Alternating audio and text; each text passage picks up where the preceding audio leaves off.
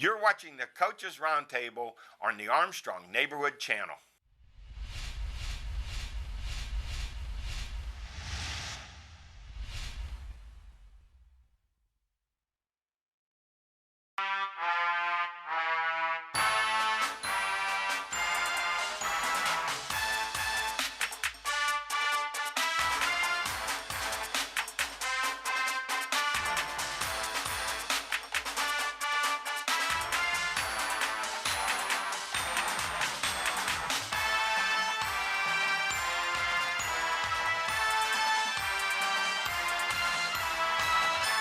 Welcome, Coaches Roundtable. I'm Ed Codi. To my right, the Swami, George Abraham. To my left, the Tiger, Albert Campman.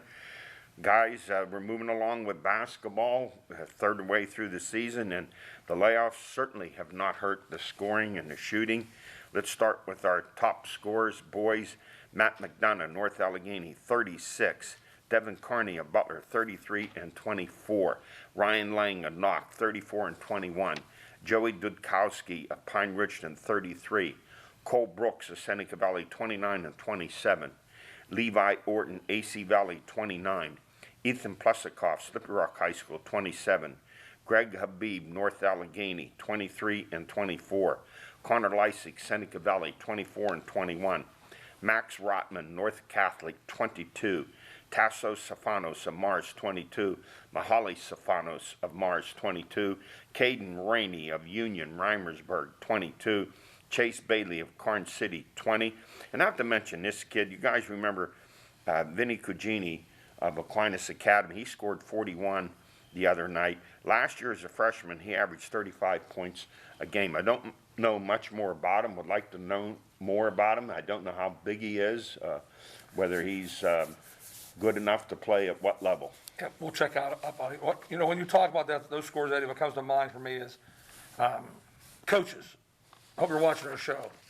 Your defense stinks. I'm seeing the scores of these games in big-time basketball games, 80s, 90s.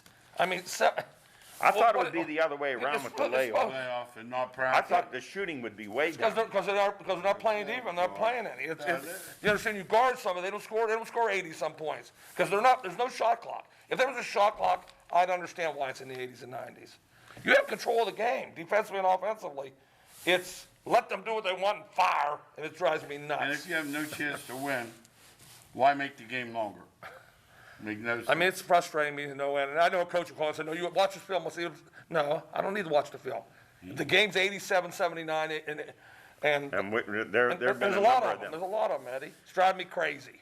And for the girls, Lizzie Grosh of North Allegheny, 26.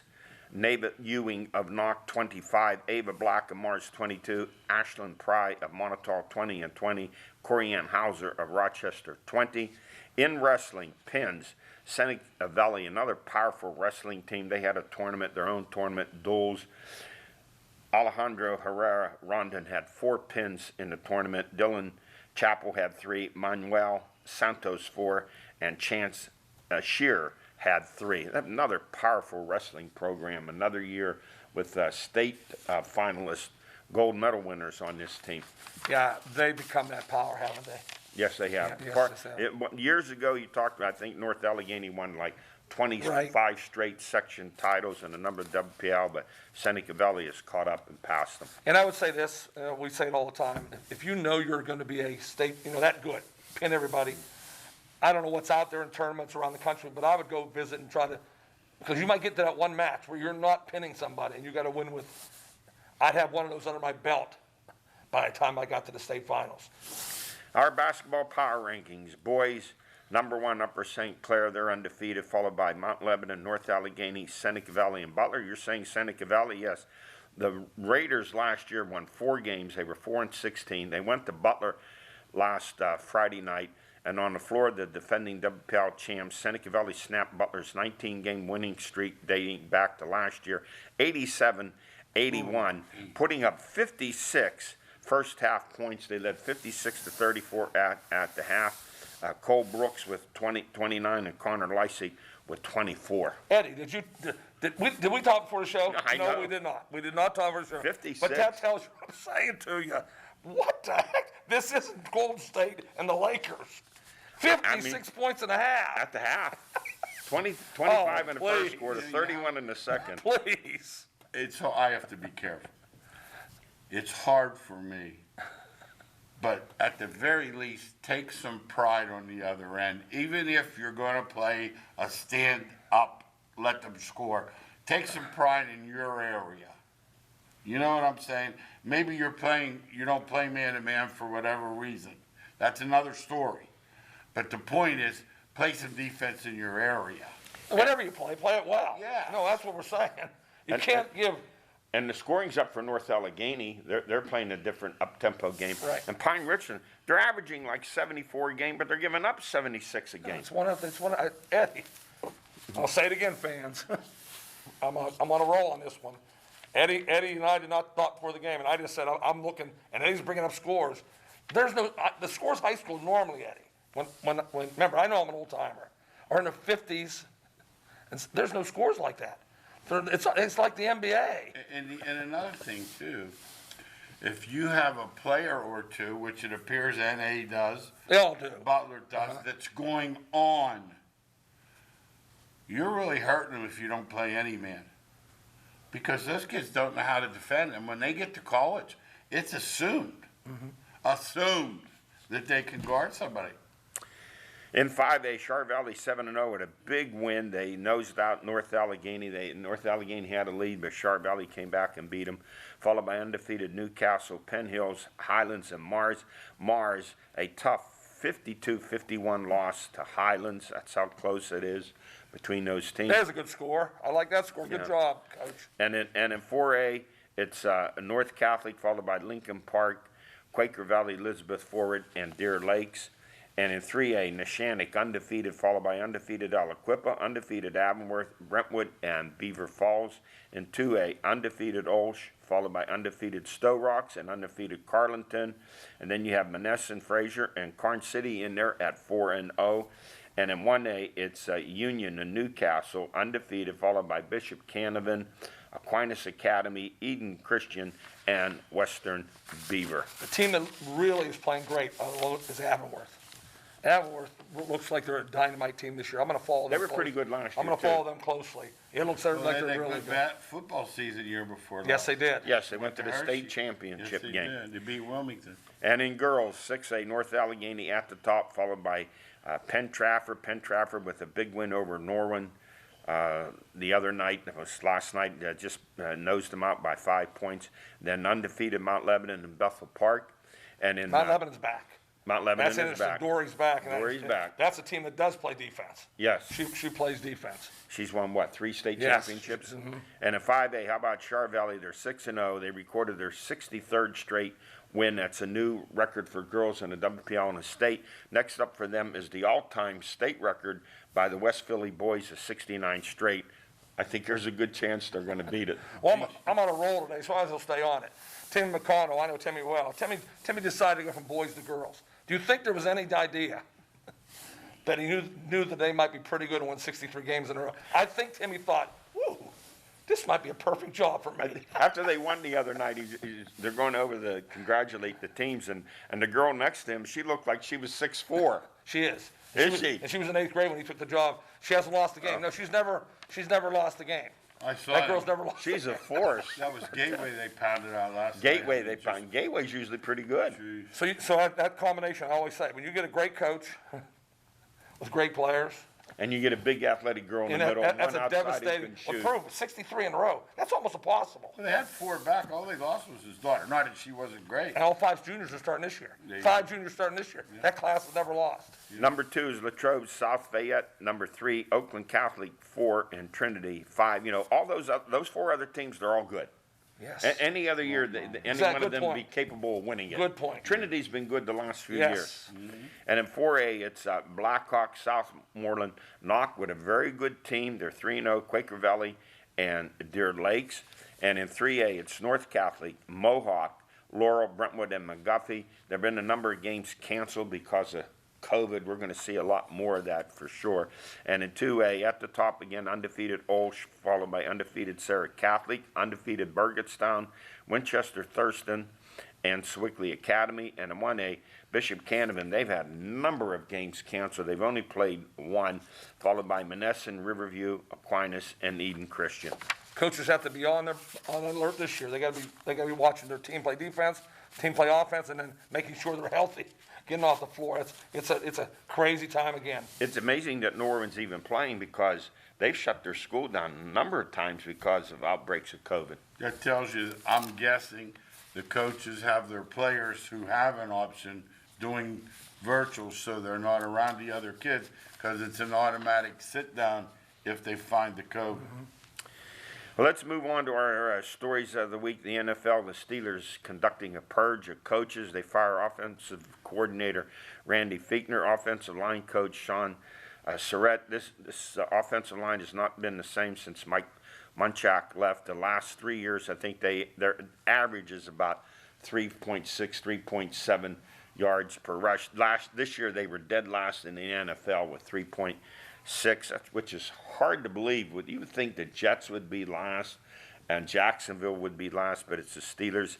They fire safeties coach Tom Bradley. This, to me, was an unusual. I didn't know. I thought he was the secondary coach. He only coached the safeties. Terrell Austin coached the corners. Yeah, in the pros. He got, what, 3 safeties? Yeah, they break it down so much in the pros, and it's so different than when we coached, all of us. Overdone. Everything's broken down. And originally, the premise with Austin was to do the reviews and stuff. That was originally why they brought him in. Yeah, usually, even back in the days of Chuck Noll, you had maybe 3 defensive. Well, that's all you had. You had your defensive line coach, the linebacker coach, and the secondary coach, and one of them was your defensive coordinator. Right. It's completely different, and I will say this. I think the major change that they have to make in the money structure is Pouncey. Well, I'm going to get to that. I got a lot of money on it. And tight end coach James Dan, he retires after 17 years. Now, the new offensive coordinator, Matt Canada, I'm play devil's advocate. Why not go outside? You're going with Canada. You know, he likes a mobile quarterback. He likes to run bootlegs and things like that, stuff that Ben's not going to do. He'll refuse to do it. Is this a message He can't do it. to Ben? He can't do it. Now, Art Rooney a year ago said we need to get back to the running game. Obviously, that didn't happen. I think these firings, comes from Art Rooney. He wants changes there. So what is this? Is Ben a message to him? You're not going to tell Matt Canada what to do. You're not going to draw up these so-called plays in the dirt and run your own offensive system. Well, and Matt Canada, what he runs does not relate to Ben. So it'd be interesting. Maybe they have Ben on the way out. I don't know, because Matt Canada's a guy that uses a lot of motion, a lot of movement, and Ben cannot move. I mean, he can't move at all anymore. So we'll see what happens. Well, look at Ben was 31st in yards per pass attempt at 6.31. And the Steelers were 31st on third down conversions. The only team worse than the Steelers was the Jets. So the offense, you could look at numbers all you want, what Ben did and so on and so forth, passing the ball and the receptions made by the receivers. But the offense really wasn't good. No, it was just decent. It was decent. But what worse was their offense was their defense late in the year. And that's why they couldn't hold up, because their defense fell apart. Now let's get what you were talking about, the purge of the roster, cap issues here. The Steelers were $3 million over the 198 cap when the season ended. The cap's supposed to fall to 175. So you have about 8 players here that have control of most all the money, starting with Ben, who will count $41.2 million against the cap. If he retires, the Steelers can save $22 million. Pouncey, $14.5 million. DeCastro, $14.2. Hayden, $15.5. I was shocked to find that. He's out. Cornerback Steven Nelson, $14.2. Vince Williams, $7, and Vance McDonald, $5. And if you want Juju back, as Ben said, he comes back, he wants Juju back, so Ben's moving into the front office. They would have to franchise tag him for $16 million. The thing that I listen closely to is 41 if he stays, but 19 if he goes. Yeah. I mean, come on. What's the difference? And I think if he goes, whatever, they have to give him at least something like $15 million. I don't know if he doesn't get the $5 million bonus, does he? I don't know. I know by March they owe him $18 million if they don't cut him. Okay, well, it's somewhere in that category. What would you do? That sounds like a mess. The sad commentary behind this is there's no quarterbacks out there. Do you understand that, that's why they want him so badly, They because, can't sign anyone. but there's nobody to sign anyway. No. I mean, it isn't like, they grow on trees. Every team, their number one is quarterback. They need quarterbacks. And even if they wanted someone like Matt Stafford, he's $20 million. Well, Stafford's no better than Roethlisberger, so why would you want Stafford? So for a year at least, I think they're going to go. If Ben doesn't come back, whatever he decides to do, Pouncey said he won't come back without Ben. Let him go too. Yeah, there's $55 million right there. So you go with Rudolph. You see what you could do. Maybe you draft a young quarterback. You need to start purging this roster, and you have to rebuild at some point. They're no different than other teams. Yeah, it's going to happen. It's happened in Dallas. It's happening in New England. It's going to happen. It has to happen, not because of the players, because of the money. Because of the money. Yeah, that's When what you it were is. reading, it didn't sound like there's a way out of that. No, there's You no can't way. get rid of them all, and you If- can't if- keep enough if- of them to matter. If you let Pouncey go, all right, you save $8 million. Pouncey's You gone. let De Castro go, you save $8 million, and so on and so forth. So there's money that has to be paid out there. And then James Conner, they're not going to give him a new contract. No, he's not back. What do you do with Bud Dupree now? He's You- gone. you- He's you gone. Give him a He's couple. gone for sure. Unless he wants to go back for a couple million. No, he's Boy, gone. he turned down $60 million last year. And then the big contracts coming for Watt and Fitzpatrick the next year. Each of them are going to want that in that $15 million plus range. You give Watt the money and let Fitzpatrick go. You saw him in a normal year. He's an average Joe when there's no pass rush. Yeah, what was it, the When Steelers? there's a Last pass seven- rush, he's tremendous with a pass rush because he's a smart player. But when there's no pass rush, he cannot run with these players in the league. What's the last Yes. last 7 games? No turnovers for Yes. the Steelers. Well, we'll see what happens. It's going to be an interesting off-season. Changes are going to be made because the Steelers are looking up at younger teams in their own division in Baltimore, Cincinnati, and Cleveland. Not to mention Buffalo. And speaking of Buffalo, let's go to the AFC playoffs. Buffalo 17, Baltimore 3. Buffalo defense. I was surprised they hold Baltimore to just 3 points. Lamar Jackson came into the game averaging 6.3. They held him to 3.7 and rushing and just 34 yards. Playoffs are a different bag, buddy. I'm telling you, you better be ready because they gang up, they fire up, and it's proof again that Jackson is just not a great thrower. He's a good thrower, but to win in the playoffs against a team like Buffalo, you have to be able to put He's them not on a the money. come-from-behind quarterback. No, they're not a come behind Good team. way. You know, an 100-yard bring back really there's nothing changes the game. That changed the whole Oh, game. like More than that. 100 Changed the yard whole Demoralizing. Yeah, I mean, they're going to make it 10-10, and the next thing you know, the game's over. Changed the whole game. Buffalo's defense really surprised how well they played. They were ready. They had a great coaching job. Kansas City 22, Cleveland 17. So much for what Chase Claypool said they're going to get clipped when they go to Kansas City. Kansas City was up 19-3 in the play of the game at the end of the first half. The fumble at the goal line by Higgins. It goes out through the end zone. It turns into a safety. Now I hear people complaining about the rule. That rule's been around for 100 years. If the ball's fumbled through the end zone, it's a safety. Now people want it changed. The call to me that was missed was the helmet-to-helmet shot that was right in front of the official. So if you're concerned about protecting the players, and that's both the tackler and the receiver, then someone up in the booth, the official in the booth should say, you had a helmet-to-helmet hit down there. You guys here, take a look at it. Yeah, I got to admit, I didn't notice it because I was watching the fumble. But then when they showed the replay, Yeah. I saw it. I don't want the rule changed because I just think then everybody's going to reach out and flip the ball. Throw the ball at the Flip the goal ball. line. So what? And- So it doesn't make a difference. Stefanski said that's one thing he tells the players, don't do that. Yeah, I don't at want the that. goal You know line. what? I didn't think he did it. That's why I don't want it. I didn't think he did it. You didn't think he reached out? No. I thought he watched did. that thing closely. You know how they sometimes throw it? Yeah. The guy hit the ball. He took a shot. No question Yeah, he that's did. the first thing they say that Belichick wants, except fourth down. I get it. They're all told that, but why you would throw the ball at the pylon, I don't know. You know that's not allowed. Stefanski says that's something he always tells the I players don't do it. believe him. Mahomes a concussion. Chad Henne comes into the game. Let's give Andy Reid credit. He is not afraid to lose. That 4th and 1, and I thought, well, they're going to go with the long count, and then they're going to punt the ball, and then they take the snap, and Henny throws the pass for the first down, and the game over. Yeah, it was a play when it works that everybody applauds it, and I say that all the time. The game is based on the execution of the play, not the play itself. And if it works, nice job, man. If it doesn't work, they'd be talking about the next thing and saying, What And- was he and- doing what were with you the doing? backup? What were you doing? Yeah. Yes. Andy So, Reid's not afraid. You know, He's not that's afraid to do it. And let me ask you guys what you think about this.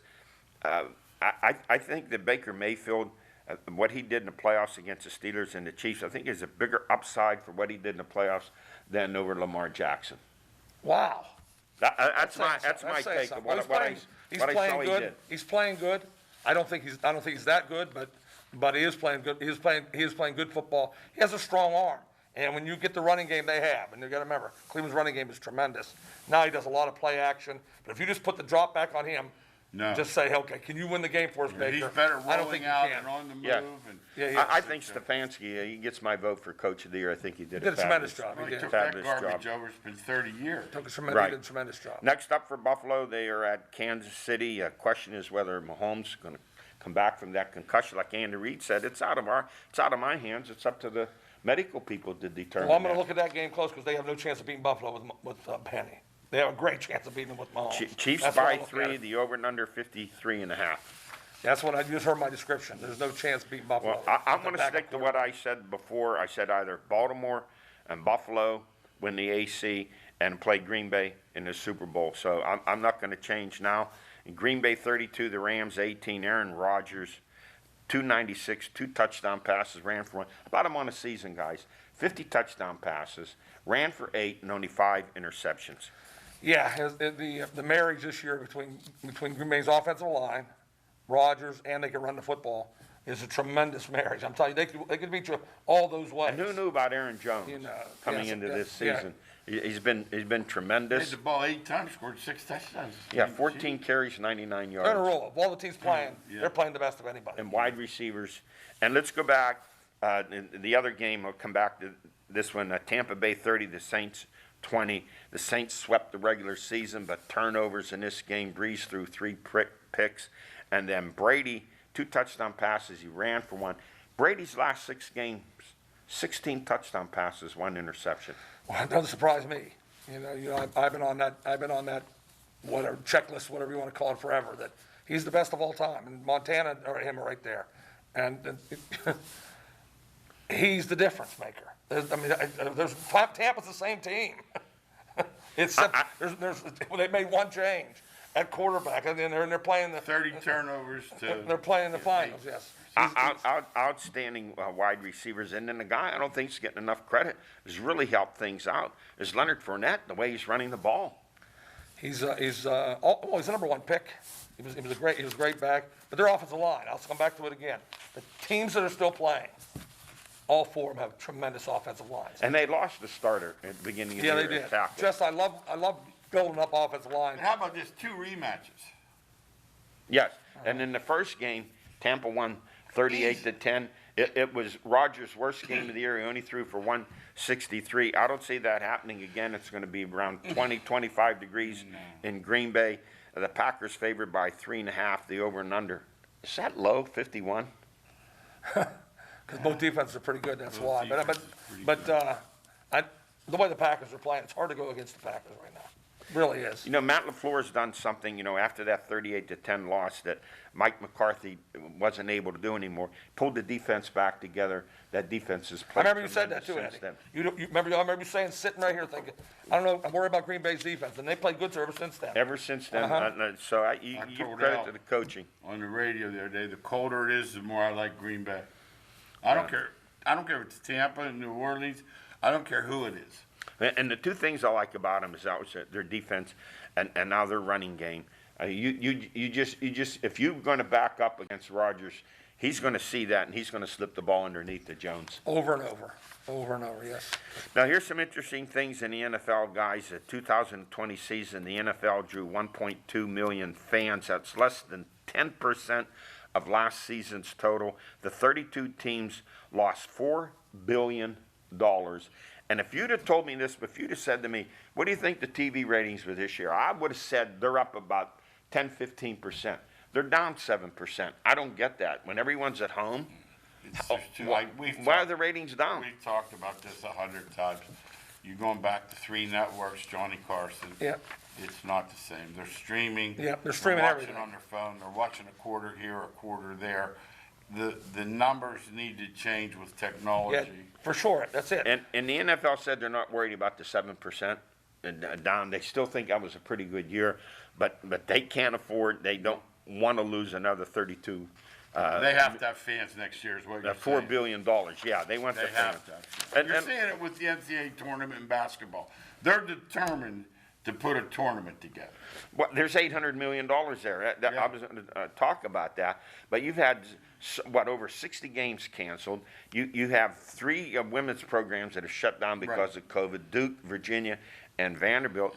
Pitt's 7-2. They're having a good year, but when you get to the bubble that's supposed to be in March in the Oil Dome in Indy, they want to play. I don't know how that's going to work out. Some teams are struggling because of COVID. Others have had games canceled. They're able to come back. It's been uneven. You're going to see a lot more games canceled. Absolutely, but they're having a 800 tournament. million. They're having a tournament. They're having that tournament. There is no doubt they're having. Because last year they lost all they that can't. money. They can't Can't. because they will shut down if they don't. I So tell they're you, having a it's a tournament. little thing, Eddie, a lot of the fans wouldn't realize. Like the schools like Westminster, Teal, the local schools, they get 28 million from that tournament to run their stuff. And what some epidemiologists said, the difficult thing, if they could get to that bubble, is that before then, they're hitting the peak of the flu season along with COVID. Absolutely. But they're gonna move them into the Dome or wherever. They're gonna play at Ooey Pooey and Butler. All the games. And all those places. But the point is, you're not getting in if you test. No, they're not You're going to going let home. They're not going to let them in. Right. Hey, the National Hockey League, the Pens start off. They're swept in Philly. The Flyers beat them 6-3 and 5-2, 11 goals in 2 games. And Tristan Jarry, he was pulled. The Pens win their home opener 4-3 on a shootout goal by Jake Gensel, and a save there by goalie Casey DeSmith on an Alex Ovechkin shot. So Casey DeSmith's going to get another start when they play again against the Caps. But there's some problems with the Pens, 0-5 in their power play. The first line will be bolstered by the return of Campman, who's been quarantined. The second line, really with Jankowski, has been pretty strong. The third line, the second line with Malkin, he's yet to score. That's where some of the problems are. I'll give you credit on this, Eddie, bringing up hockey this early. That I truly believe that until March, April, that's when you know the teams are playing or aren't playing. It's too early for me to get into hockey. The problem I have is goalie. Jarry's their goalie. I have no idea why they would play Smith 2 times in a row. If you give Jarry the money, that's who you play. I don't like playing a second goalie this early in the season. Now, if it's game 30, I understand. But I talked about that before with Jay Caulfield about building confidence. Yanking that goalie's like yanking your quarterback I after agree. 2 I agree. I'm just interceptions. thinking the same But thing. I think the pressure's there on Sullivan. They made so many changes that he felt necessary to put Casey DeSmith in there. This season is a 56-game season concentrated geographically with the teams in their region. So there's not a lot of time for your team to gel.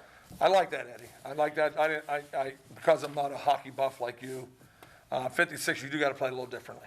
You do. You have to get some wins. You have to get wins early and play a little differently. Hey, that is it for us. Thanks for joining us. We'll see you next week.